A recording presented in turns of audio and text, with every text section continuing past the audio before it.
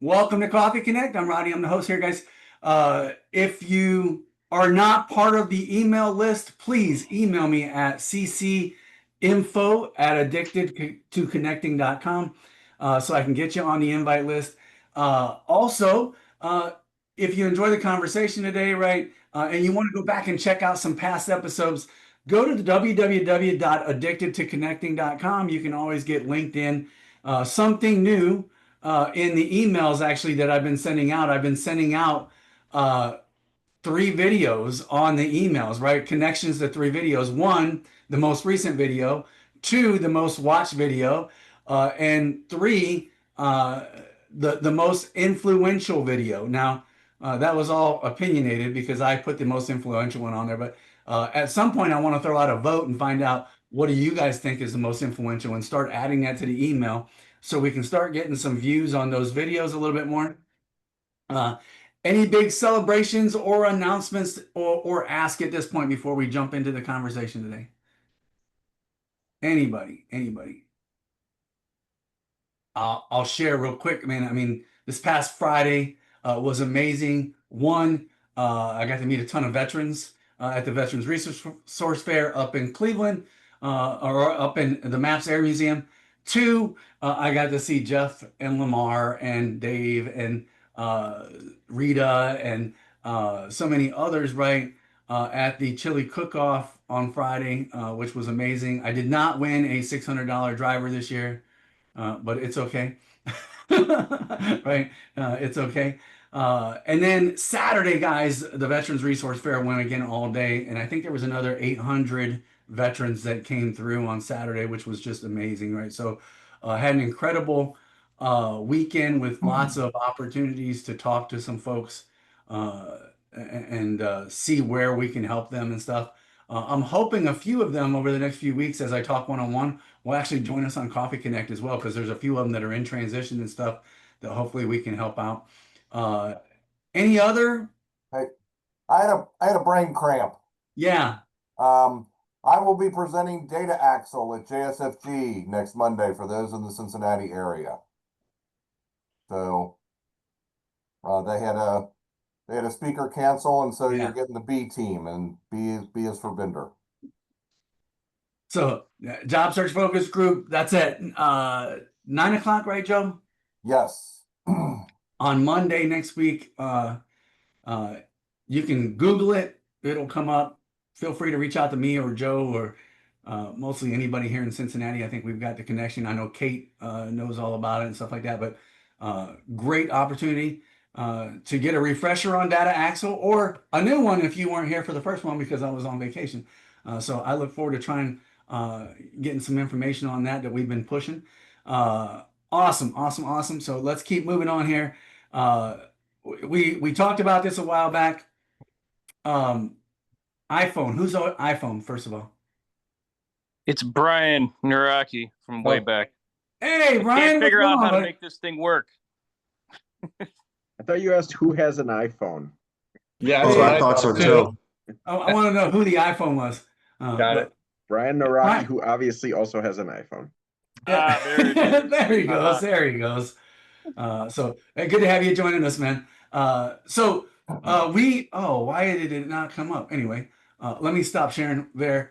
I had already stopped sharing, didn't I? Look at that. So we talked about this a while back. I was so happy when he jumped forward. Was like, hey, I want to. I think I've got some stuff to present. I know some sidebar conversations with Jeff and myself, and I really started to get an idea of what Dalibor does and his superpower that he has in helping people. And so here to talk to us about how we use data in our everyday lives, right? Give it up for Dalibor. I'm not even going to try and pronounce his last name. From Croatia, right? Yeah. Thank you. Good morning, everyone, and good afternoon to Jackie, because she's near me, and everyone else, I think, is from US. Rodney, thank you for this opportunity. And I think that I would like to do today is create some kind of simple workshop with simple data. And thank you for having me here. The topic is data in everyday life, but you don't need to worry. You don't need to know any background. You don't have to have background knowledge or any tools except the paper that Rodney already explained. I wanted you to cut it in half, but this one will do. The whole one will also work. You have the pen, and I would like us to start with something really simple. And if you can raise your paper, yes or no side, and answer the question that says, would you say that you usually make decision based on data? Are you a data person that is make decision based on data? Rodney, can you count yeses, please? Uh, Oh my gosh. I'm having problems. I can't even see everybody. Hmm. 1, Okay. 2, 3, 4, 5, 6, 7, 8. Okay, 2 no's. Miska, are you yes or no? Yeah, I can't see you. I'm a yes. I got 10 yeses. I think I have 2 no's, but I'm not sure because there are 17 of us. Okay, I am one less. Kate is no. Michael? Yes. Okay, let's say the most of us are yeses. Hmm. What I would like you to do now is play simple game with me that is called Have You Ever game. You have your yeses and no papers, and I would like to give you 7 questions that I would like to see how you will answer. So if I knew that everyone here is using data, I would use probably a different activity, but it is what it is. Let's do it. The second one would be probably more meaningful than this one. And the questions are, have you ever checked the weather before leaving your home? Check the what? The weather. Check the weather. Sorry, Kate. This is my broken English. And I would like you there is no need for you to show the paper. If you can, just put 1 plus on the yes side on the paper. Just put the plus there.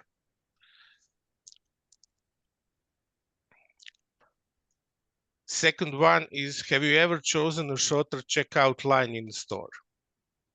Kate, if I need to repeat, just remind me. Sorry about my broken English. Third one, have you ever opened the fridge to decide what to cook?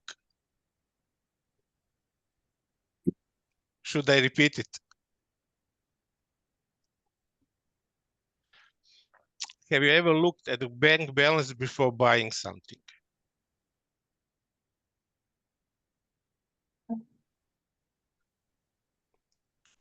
Have you ever looked at a restaurant's review before deciding where to eat?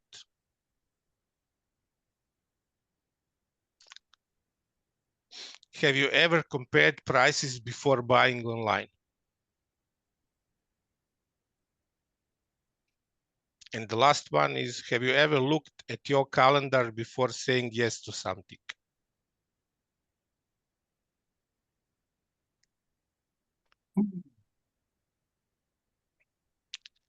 Okay.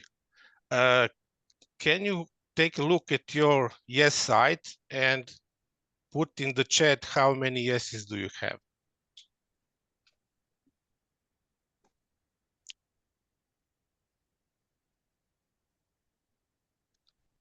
Michael 4, 7, 7, 6, 7, 6, 7, 7, 7, 6, 7, 6. Okay, it is good to know that you are using data in everyday life for making decisions that are so obvious to us that we are not thinking them as information or data or input, whatever you want to call it. So based on this, everyone is a database decision maker. So those who put in the beginning, who put no in the air, are not right because they are using data as well for making decisions, at least in a way that we talk about now. What I would like to do and invite Rodney to organize is to go in a small breakout room and for you to think about one question. And the question is, have you ever had to choose between two or more alternatives and later realized that you choose the wrong one? So have you thought about what to choose, has different alternatives in mind, and then ended up choosing the wrong one?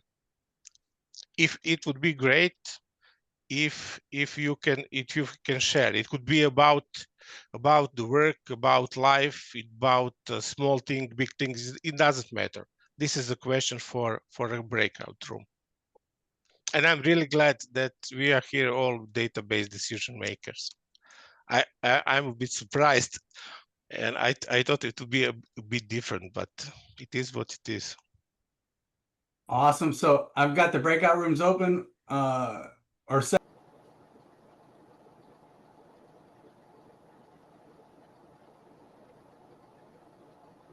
Decisions.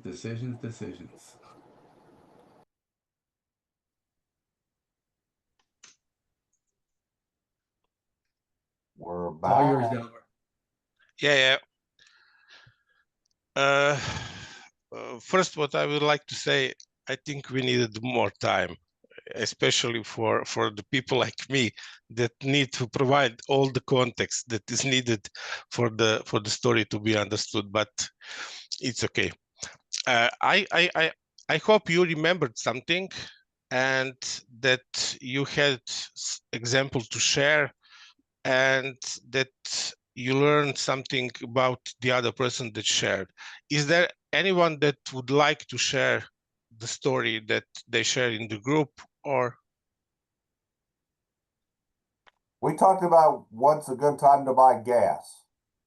And then it's like sometimes you wait too long and the price goes up, or you end up as like something encroaches on your schedule, and then you don't have the time to do it the way you want. You almost end up running out, or just different weird stuff like that. It's just kind of the little day-to-day stuff. Tuesday or that, Wednesday. That's the... where you don't necessarily make the best decision. Yeah, I had a job. I said when we were in job transition, that was another one. When I coming out of the Navy, having these options of, I got two companies that were giving me offers, and I chose one based on some criteria that I had, and obviously landed me here in Cincinnati. But in the end, it was the wrong decision. Yeah, we were talking about in our group, like the problem with the question is you go down, you fork one way, you don't know what the other fork really had. So, given the alternatives, did you make the right decision? A lot of times you just don't know, because, unless things really go well or really, really go bad, you're like, I don't know, the other fork might have been better, might not have been. But Miska reminded me of something. It's the same thing, Rodney, a job transition. And Miska made the point that sometimes you ignore the warning flags. And about 20 years ago, I made a job transition and I ignored some warning flags, and clearly the other fork probably would have been better. But so maybe that's a case of not operating off of data because we're ignoring data for whatever reason. Yeah. Yogi Berra used to say, when you come to a fork in the road, take it. okay. Didn't say which one, but just take it. Yeah, but sometimes, or probably most of the times, each of us is deciding on the gut feeling, and this is probably not just the gut. It is everything that we experience, learn, and it is some form of data. We don't think about it like data, but it is. It's like just something that you feel and you don't think about it, but the data is already imprinted there. What I would like to do, I don't have a classic presentation, but what I would like to do, I would like to share a screen. And this is something that I do have, and this is like data matrix. If I don't think this would work for buying a gas, but I think it would work for choosing a car, choosing a job, choosing a software, choosing whatever alternatives you would like to compare. And I was thinking for some time now to start sharing the things I know and learn, and I can teach others about data, especially about decision making. And I got stuck on the platform I would use, and I was overwhelmed. And I tried something on LinkedIn, and then decided this is not for me. And when I was thinking what to include in this data workshop, I remember that I helped my son to choose a proper university with this simple thing, for me and my wife to buy a perfect flat, and for me to compare two cars that I wasn't sure which one I will buy, and all three decisions were 100% correct. If I didn't do this when we were buying a flat, we will bought a wrong one, and we would have the same problem that we wanted to go from. And I think this small, simple tool can help us make decisions better. If you don't mind, what I would like to do is to show how it works, in my case, in choosing where I will start creating content in the near future, I hope. And after that, we can choose, when you see what it is, how it works, we can choose one. We can get a volunteer if we can to go through the second example. And I wanted to decide about what platform I will use to try to improve my business visibility. And this is what I come to. What are decision points, KPIs, considerations that are important to me? If I want to start to create content, I don't want to create it every single day or even every single week. And this is something that is really important to me. I'm not lazy, but I don't think that this is something that is, I don't know, it's not me. There are many people on LinkedIn that are doing it, and this is simple, not me. This one, decision point, is important for me. The second one that I created this yesterday because to speed it up, because I know I can provide more context that is necessary. Second one, it is easy to connect with the people who need services like mine. So it must be. Third one, people that expect educational or insight-based content. Fourth one, it won't drain my energy. And the last one, I like to consume this kind of content myself. I like to be on the platform and I use what others created there. This is step one. We can go a step further and rank this based on my preferences. What is the most important thing for me here? For me, this is the most important thing. I don't want to put content out every single day and every single week. The second one is third one, people that expect educational content on insight-based content.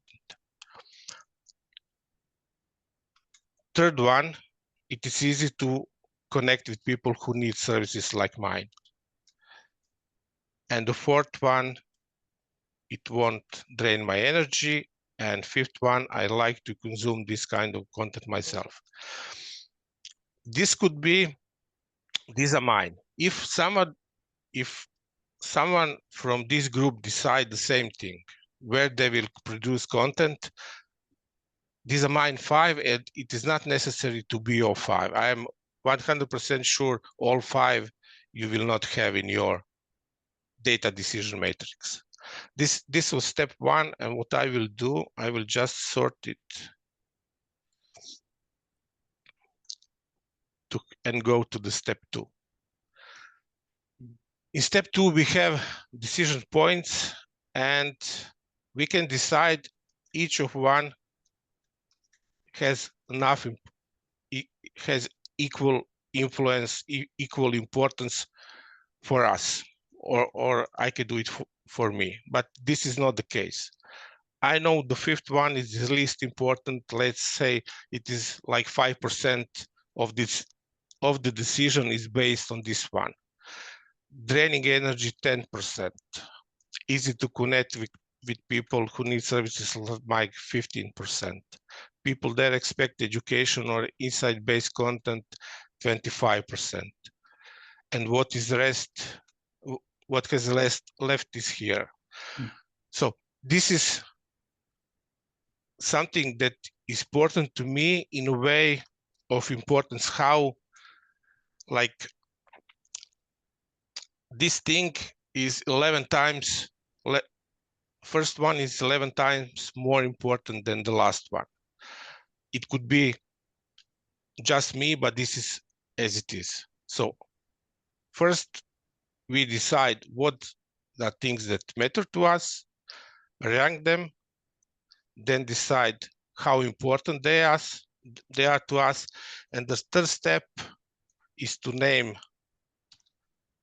where we want. In my case, I choose from the platform. You can choose from apartments or software, whatever your decision is about. I named them. Second one was podcast, and the third one is YouTube. This is the only three that I consume. And I'm not the Instagram guy. I don't have a Facebook account. I'm not that kind of person. For someone else would choose probably from other alternatives, or maybe from the same one. And the last thing that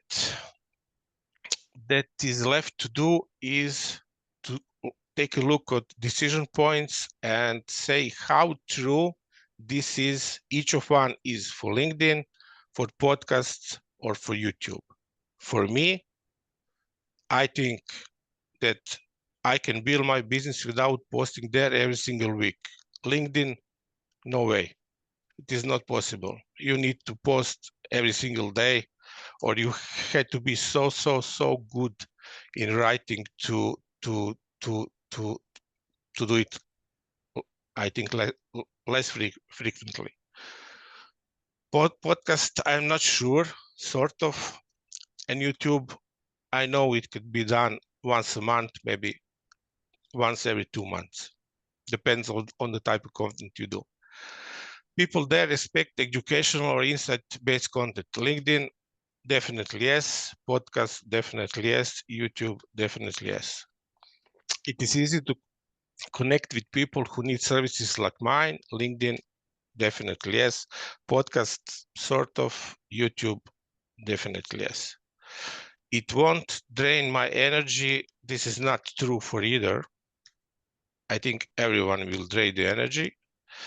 And I like to consume this kind of content myself. LinkedIn, I'm not that guy.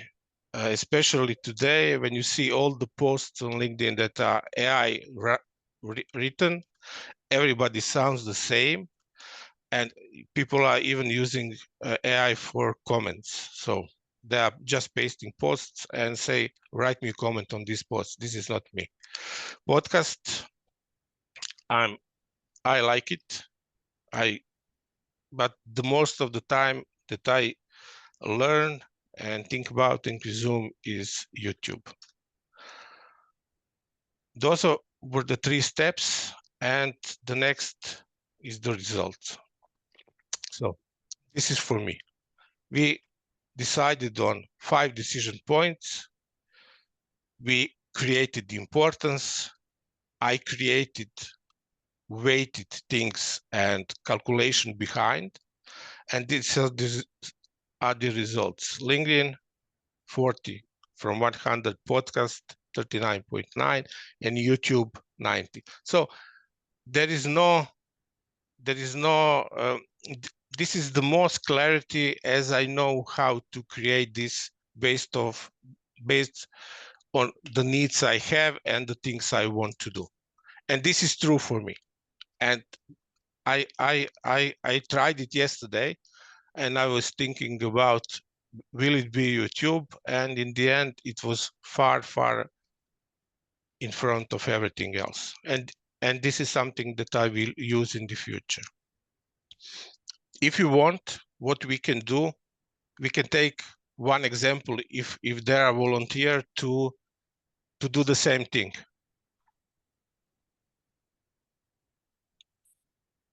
If we So you're don't, saying you want to volunteer that maybe they're posed with a decision right now on building this model for them. Is that what you're asking?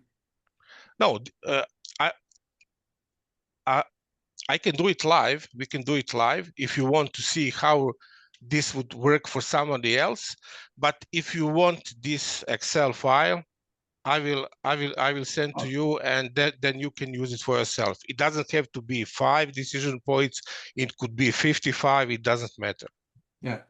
But I can provide this. If somebody wants to test it now, we can do it now. If not, all good.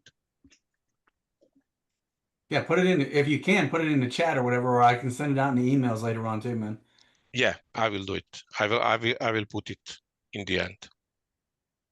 This is like an FMEA, like in engineering world. You'd Pareto chart out your problems, put your problems on the left-hand side, and then use 1, 3, 5, 7, 9 to basically gradient the frequency, severity, and cost impact, and then it spits out your answer. So I'm very familiar with the tool that's like this, and I can agree with you that this Dalibor would work for anybody who wants to make a decision. Yeah, 100%. Thank you, iPhone. You're welcome. Okay. You will So forever be known as iPhone. Yeah. It's Brian. Thank you, Brad. Yeah. Okay. Some of you ask me what I do, and I try to provide clarity for small businesses.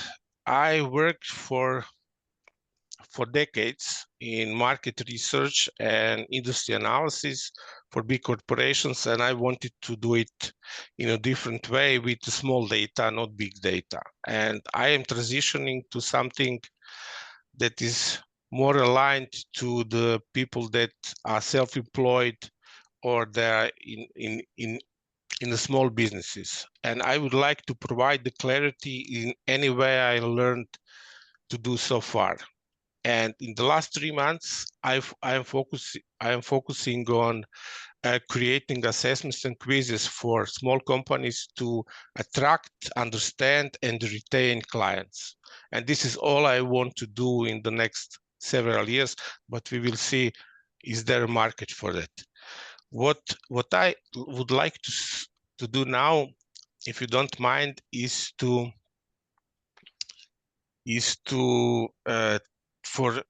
I wanted to do a quiz for business owners. Then I realized not everyone here has a business. So someone is trying to find a job, someone is retired.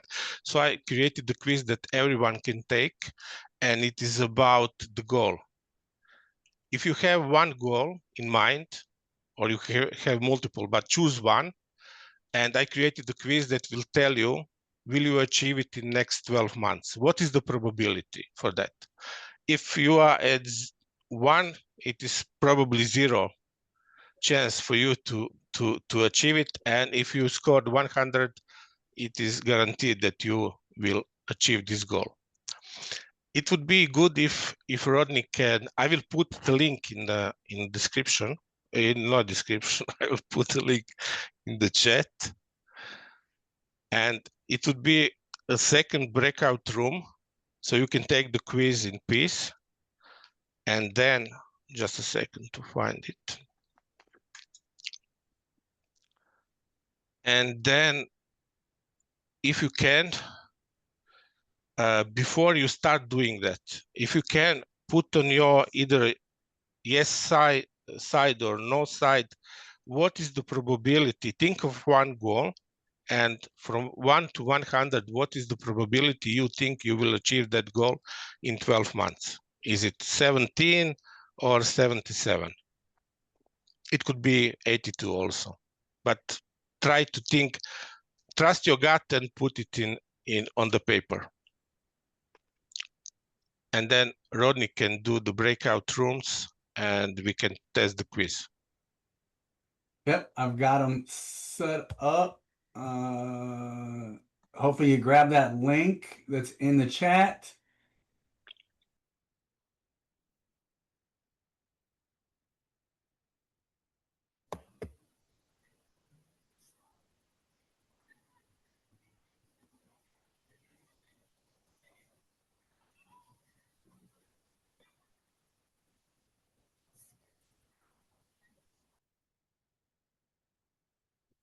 We're back.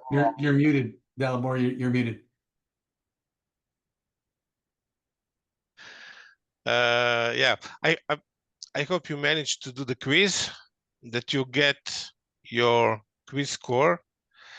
It is not perfect. It is not 100% accurate. It could be like, it depends. It is not meant to be a real assessment. It is just for fun. So you could, but it would be interesting to see what is your gut number was and what is your quiz number. Is there anyone that would like to share?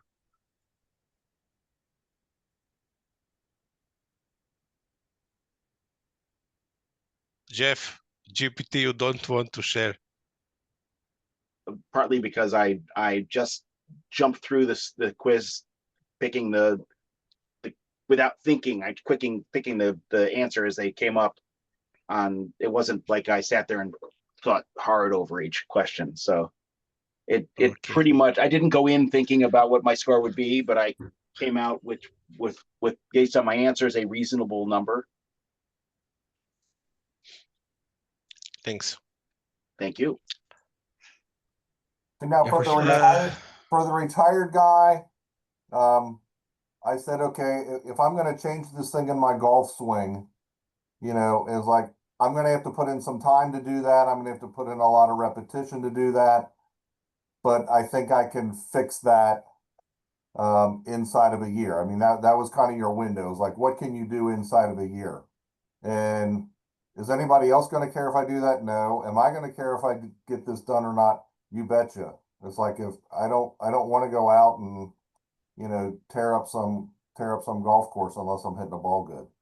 So that was kind of I did something a little fun with it. So I had a little fun with the quiz, and it said that I'm 67% likely to achieve my goal in a year. So if I could do that, if I have a 2 in 3 chance of doing that, it's like, I'll go for it.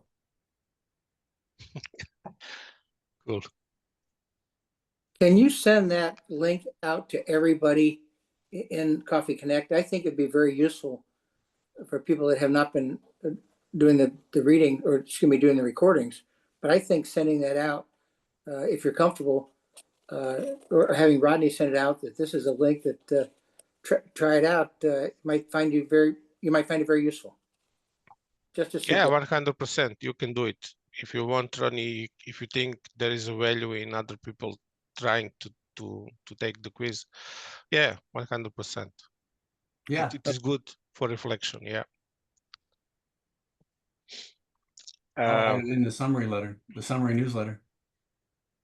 That'd be great. And basically that is it. I wanted to say a few more things, but I see that I miscalculated the time I will have. So I'm pasting my LinkedIn profile. So if there is anything that you want to know, to ask, have some questions about what we did here, and especially if you want to know how to quiz can help you if you have a business, I'm thinking about creating a free 1.5 hour workshop, how to create a quiz in Score app. This is the best platform there is, and I would do it for Coffee Connect members for free. And I think in 1.5 hours we can come about 90% making it completed. And then you will see this is just the front.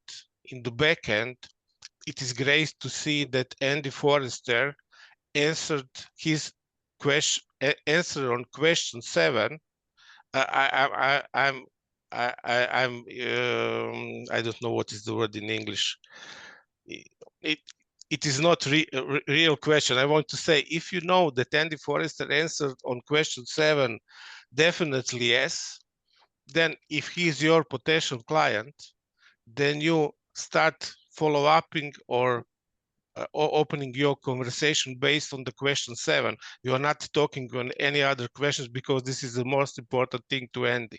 And this is a great tool how to filter what you will talk about with potential clients.